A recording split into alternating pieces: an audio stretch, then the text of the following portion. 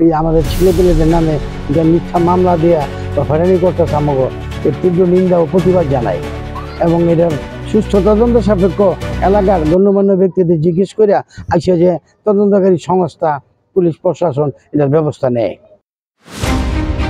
বন্দরে নবীগঞ্জ এলাকায় মসজিদের জায়গা উদ্ধারের দাবিতে এবং প্রশাসনের সুদৃষ্টি কামনায় এলাকাবাসীর সংবাদ সম্মেলন।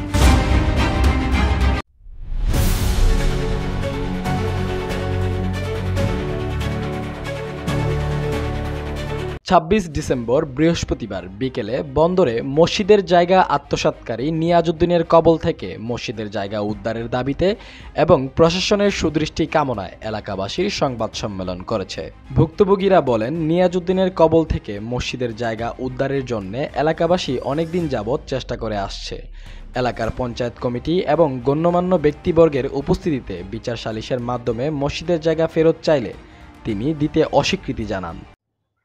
আমরা গতকাল বিকালে আসর নামাজের পরে আমাদের সমাজের পঞ্চায়েতের মসজিদ নিয়াজের সাথে নিয়াজের কমিটি সেন্টার আমরা বসার পরে এক পর্যায়ে ও সমাজের কোনো লোকেরই কোনো কথা মানে না।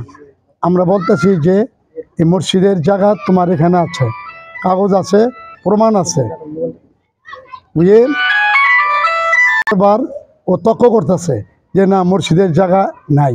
তো এই বৈঠক বর্ষাকালীন ফোন কইরা বিভিন্ন জায়গার থেকে ছেলেবেলে নিয়ে আসা অতর্কিত সবার উপরে হামলা করে। তারপর আমরা আমাদের পঞ্চায়েতের আরও লোকজন ছিল, সবাই আমরা হুড়ুহুড়ি করে আমরা সরে আসা পড়ি। তারপর কিছুক্ষণ পরে দেখি ওর কমিউনিটি সেন্টারে শব্দ হয়, ওর নিজের গ্লাস নিজে জানলার গ্লাস ও নিজের লোকজন দিয়ে ভাঙায় রাত্রে শুনি যে ও থানায় গিয়ে আমাদের নামে মামলা নাকি জিডি করে।